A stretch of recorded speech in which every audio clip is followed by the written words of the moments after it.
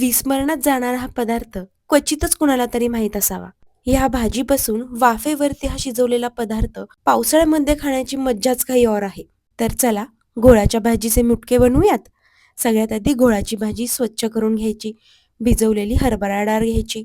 ती मिक्सरच्या भांड्यामध्ये घालून त्यात जिरं, हळद, धणेपूड आणि भरपूर सारा लसूण आणि कोथिंबीर घालून पाणी न घालता आबडधोबड वाटून घ्यायची. वाटून घेतलेली ही डाळ एका भांड्यामध्ये घालायची. त्यानंतरून त्यामध्ये मोठा बारीक चिरून घेतलेला कांदा घालायचा. चवीनुसार मीठ आणि घोळाची भाजी बारीक चिरून घालायची. सर्व व्यवस्थित मिक्स करून घ्यायचं आणि असे त्याचे मुटके तयार करून घ्यायचे. सगळे मुटके अगदी एकसारखे व्यवस्थित हाताने असे वळून घ्यायचे आणि स्टीम करणाऱ्या प्लेटमध्ये ठेवून द्यायचे. आता हे वाफेवरती 10 ते 15 मिनिटं व्यवस्थित वाफवून घ्यायचे आणि शिजवून घ्यायचे. 10 ते 15 मिनिटं झालं की चाकू घालून चेक करायचे. चाकूला असं काही चिकटलं नाही की समजायचे आपले मुटके तयार आहेत.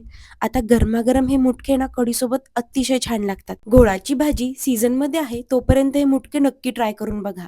आणि अशाच छान छान रेसिपीसाठी फॉलो करायला विसरू नका. बाय.